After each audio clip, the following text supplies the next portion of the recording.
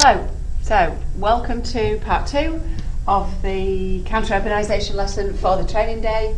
We're going to start with this slide because we kind of got halfway through it when the video cut off.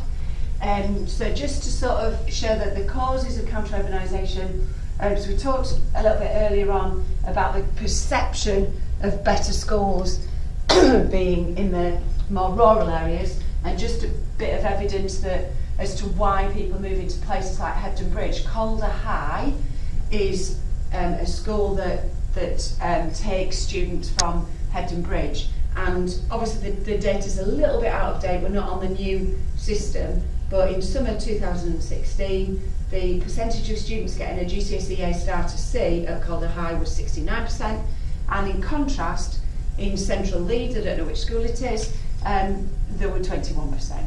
Now, we're not saying that there are no schools in Leeds that get really good GCSE results, because of course there are, and some of you have been to those schools, but there is a contrast there, and that sort of decision of parents of children of school age to perhaps move out of the city, away from what they might perceive as some of the negative influences of the city, and into a more rural area where they feel that perhaps their children can achieve more greatly. Just have a look at this data on crime. Hopefully what you start to think about is a critique of this data. So obviously it shows that there are far fewer thefts, burglaries and violent crimes in Hebden Bridge than Leeds. But hopefully, if you notice in this table, that these are actual crimes. Okay, so of course in Hebden Bridge there are far fewer people, okay, around 4,500 people in Hebden Bridge, compared to Leeds where you've got hundreds of thousands of people. Okay, so in actual fact there may not be as much of a difference in terms of crime.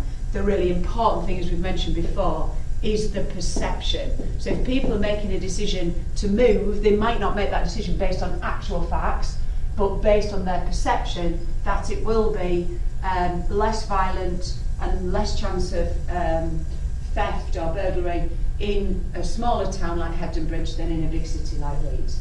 May not be true.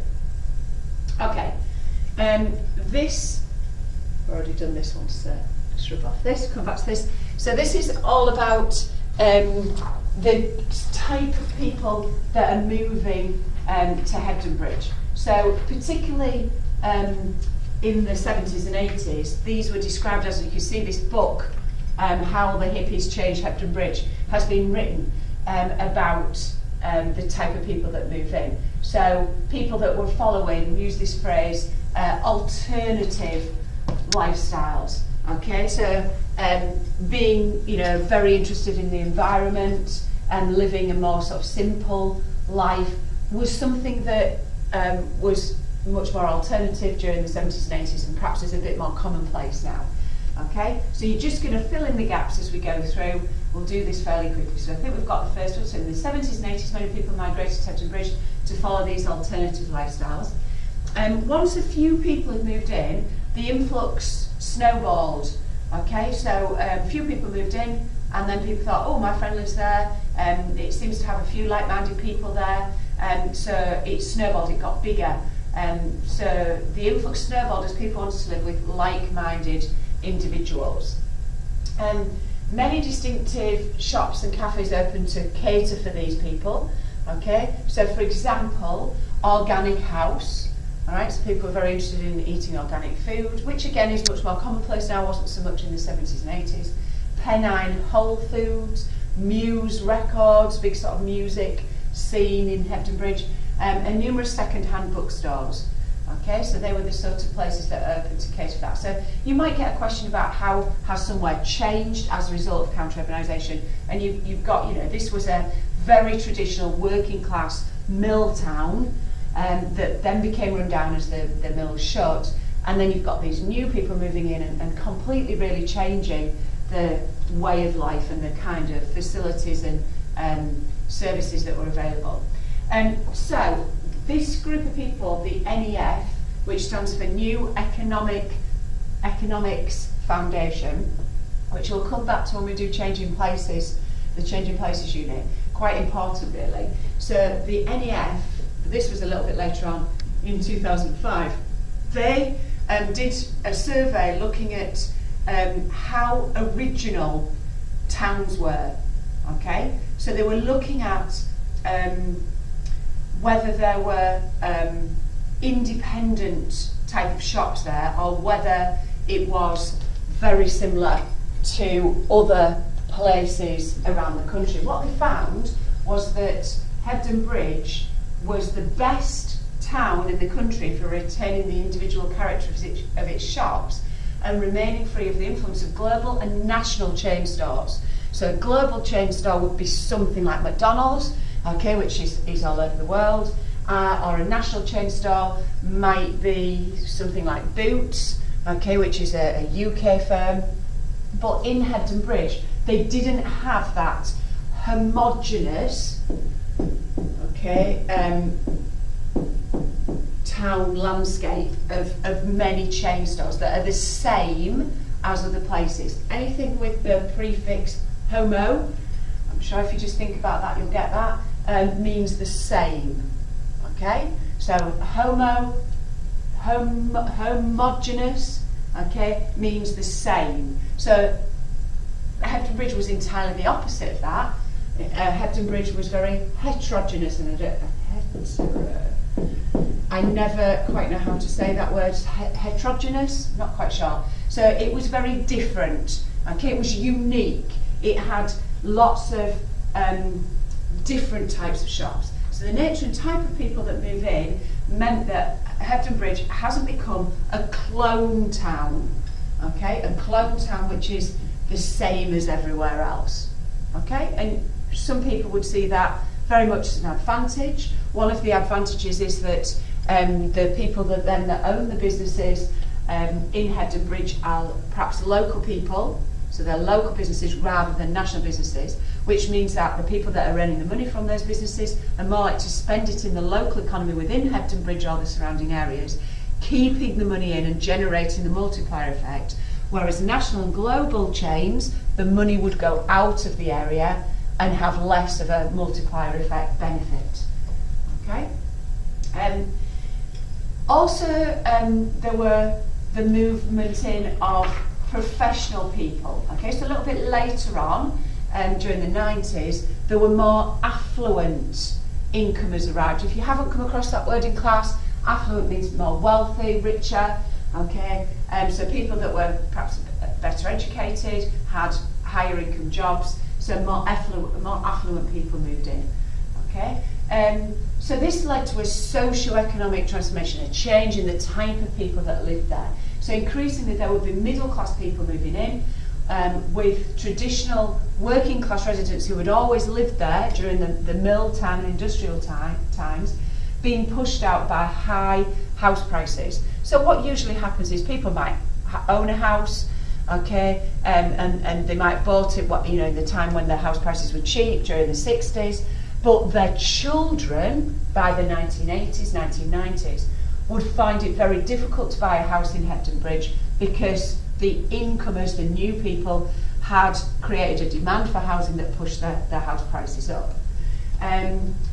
So people were attracted by all of the quality of life indicators that you have in Hebden Bridge. We'll have a look at a few of those in a minute.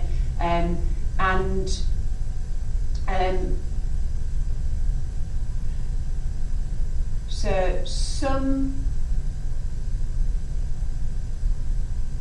of these people might have been more elderly groups of people, okay, that had retired and moved out into more into the countryside for retirement. But many of the people that moved in were in the family forming stage of their lives. Okay, for this, I'm just looking at the answer for this one, and the answer that I've got down is downsized. Okay, so as people retired, they downsized, so they bought a smaller house. You haven't got children at home, you don't need such a big house, you might buy a bungalow or a smaller house during your retirement. It's quite a common thing to do. So that one there is downsized, so I apologise if you've written the wrong one in there. Lots of people these professional people commute to the nearby cities that we looked at. We looked at the location, Manchester, Leeds, Bradford, and they work in professional, high-income jobs. Many of them are therefore university educated. Okay. The next bit is, you might look at this data and think, well, that's not that useful, we haven't got any actual facts and figures. But as a comparison, if we're explaining why people have moved out of places like Leeds, then it can be useful. And also to compare the socio-economic characteristics of Hebden Bridge if you're comparing it with the whole of Leeds. So in terms of family incomes in Hebden Bridge are higher than in Leeds. If you've got more professional people, you've also got more university educated, so those two things link. So very high in Hebden Bridge but only medium in Leeds. That tends to lead to a higher income. Okay? And perhaps also linked to levels of university education is this idea of interest in current affairs. So people that are educated, that are very interested in reading the news, finding out what's going on in the world, connected up there. In terms of housing with a mortgage, no real difference. So if you're living in a house that's described as owner-occupied, which not everybody does obviously, but it's quite a high percentage of people in our country that live in an owner-occupied house. Almost everybody would have a mortgage because very few people can afford to buy their house outright, so they borrow money off the bank. But that's very similar in both places. This one's quite interesting. So couples with children is higher in Hebden Bridge than Leeds. So whilst we might think of Leeds as being a city and therefore having lots of migration, so lots of young people, which to some extent is true, but that was something that happened more in the past when the city grew and is less of the case now. So there is more of an ageing population. The other thing that's happened in Leeds, of course, is that urban resurgence, that idea of the improvements in cities, particularly in inner cities and CBD areas, that's through regeneration, has encouraged more younger people to move back into the city, to be near to the CBD, near to the nightlife and the buzz of the city and public transport links. So a younger demographic, fewer couples with children, but more in Hebden Bridge because they're the life family forming groups of people moving out to Hebden Bridge for the advantages that it brings. Okay, the information that we've got up here is quite interesting in terms of it's unusual. All right, so this would be something that you might write about in the exam that probably not a lot of candidates would write about because this is something that's very specific to Hebden Bridge. And if you looked at a different town that had experienced counter-urbanisation, this wouldn't be the case. So it's something about Hebden Bridge that it's got this sort of alternative lifestyle and became during the 80s and 90s very sort of well known for being a centre for gay and lesbian people, and particularly for lesbian couples that wanted to have children. And this idea of a place of mutual support. In today's society, a lesbian couple or a gay couple with a child is not really a big deal. In the 80s and 90s, that would have been something that was not common and was quite difficult and would have been much easier where you had a group of people that were supporting each other to make that sort of lifestyle choice. In 2004, Hebden Bridge had the highest number of lesbians per head in the UK. So it wasn't just a kind of, there's a bit of an increase in the number of gay people living in Hebden Bridge. It was the most significant of anywhere in the country. In actual fact, there's a little bit of research. What I found was that 11% of people in Hebden Bridge are living in a same-sex relationship. Okay, as a comparison, because that doesn't mean an awful lot unless you compare it with somewhere. In London, it's 2.5%, and London is higher than average. So cities tend to be more tolerant of LGBTQ populations, more tolerant of ethnic minorities, okay, but Hebden is a bit different, okay, so it's a smaller town that has this very distinctive population. The last section to look at really is some of the impacts of counter-urbanisation, and some of these are positive and some of them are negative.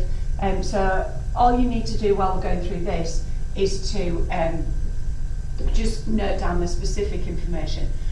So we start off, with obviously if you've got people moving in, those people are working in Manchester, Leeds, Bradford, places like that. They're going to use the train station to commute because of convenience and traffic and so on. So it's not huge, but there has been an increase in 8% in passenger numbers in Hebden Bridge between 2010 and 2017. Okay, and there've been lots of calls from the community in Hebden Bridge to increase the capacity and to electrify the Calder Valley line. So this is the name of the line. So any specific information you can use in the exam is going to help with your AO1. The second impact that we've got is to do with the increase in the value of houses. So you've got this fact on here about the houses that were valued at 54,000 in 1998 and now worth 150,000. What we'd like you to do, please, is to calculate the percentage change. So just remember that to do that, you do the difference between the two figures, so between 54,000 and 150,000 to work out the difference. You divide that by the original. Okay, so the original figure was what it was at the beginning, and then you multiply that by 100, and it will give you an answer that you need to give in percentages. If you just look at those two figures, okay, it's almost 3 times as much. All right, so you're going to have a fairly big percentage. Remember that if it doubles, okay, that would be 100% increase. All right, so just think about,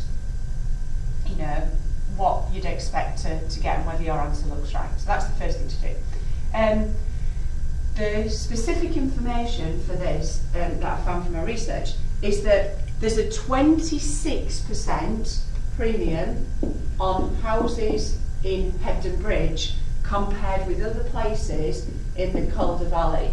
What that means, so a 28% premium, what that means is basically that it's 26% more to live in, to buy a house in Hebden Bridge than it is in other places. So it's really significant, a quarter more added onto the price of your house. And you've got to think about what impact does that have on the mix of people in Hebden Bridge who can afford to pay an extra quarter on their mortgage or on their rent every month. It's going to affect the type of people that are able to live there, and therefore the makeup of the people. So we're always thinking about, when we're thinking about urban geography, social segregation. Okay, so the idea of the separation of people of different levels of wealth. So social segregation could be to do with wealth, it could be to do with levels of education. So people who have a good education, have been educated at a degree level, living in a particular area like Hebden Bridge, but that pushing out people that don't have that capacity to earn those levels of income to somewhere else where they don't have to pay this 26% premium. Social segregation can also be based on ethnicity, okay, which is less relevant for Hebden Bridge, but when we start to look at cities, we will definitely come back to that. The third impact of counter-urbanisation is that there have been lots of new homes built. So these are described as executive homes, okay? So for professional people, so looking at these houses or flats, aimed at perhaps younger people, some of them are houses, but not necessarily for families. Because of these executive homes with high price tags, low income groups, including the traditional local population, have been, the word to use is marginalised. Now if you think about what a margin is, a margin's the edge of your page, isn't it? So marginalised is about being pushed to the edge, pushed out, pushed away, pushed towards the edge. And the reason for that is the high house prices. The other thing that's happened is that there have been some proposals to build some low-cost housing in Hebden Bridge to cater for people on low incomes, perhaps people that are unemployed, perhaps people that are on disability allowance, perhaps people that are single parents, people that don't have that level of income. So they've proposed low-cost housing schemes, but the population of Hebden Bridge have opposed these, particularly obviously the affluent newcomers, and that has led to the out-migration of the people in the low-income groups, in the same way as in cities where the inner city has been gentrified. It has pushed out the traditional residents to go and live somewhere else because they can't afford the new higher prices as the inner city areas have been done up. So you could make a comparison here with gentrification in the city and out-migration of the traditional residents. Fourth impact, the new homes, they have been built in a sympathetic style. So I can tell that these are modern and not the traditional millstone grit buildings that were built in Hebden Bridge. But you can see that they still have that honey colour. So they've been built in a similar style to the traditional buildings and in a similar colour building materials to try and sort of match up. Okay, so they're similar looking building materials to the traditional millstone grit that was used in Hebden Bridge. This example is called Longfellow Court. Alright, so again, always useful to have examples for your AO1 in your answers. Obviously there are a lot of old mills in Hebden Bridge. A lot of the time, and you find this in Leeds and other places as well, Morley as well, the mills are listed buildings. And what that means is they're not allowed to be knocked down. You can't just demolish them and build something new. So what happens a lot is conversion. So you've got the old industrial buildings that are no longer used, and they've been converted, in this case, into apartments. So this example is called Croft Mill, and when I looked this up, there are a lot of these apartments advertised on things like Airbnb, TripAdvisor, as being, places that you can go and stay if you want to go and stay in Hebden Bridge for a few days. But as well, there are other mills where they've been converted into retail premises, shops. Some of you might have been to places like Salts Mill in Saltaire, or Red Brick Mills, which I can't remember where it is exactly, but it's a bit nearer here. And they're such similar ideas. Okay, you'll see them perhaps in your local communities as well. A sort of shift in terms of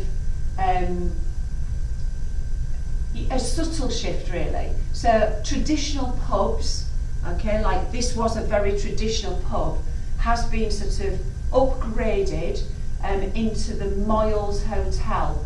Okay, so it's a Moyles Hotel and Restaurant, and when you look at it online, it looks really nice. It's quite modern and quite sort of high-end, sort of place I probably couldn't afford to stay. And what happened to this, just as a kind of bit of a side really, it was flooded. So lots of places in Hebden Bridge were flooded some time ago. I can't remember exactly when it was, and it was closed. Actually, was this hotel for 3 years, and it reinvented itself.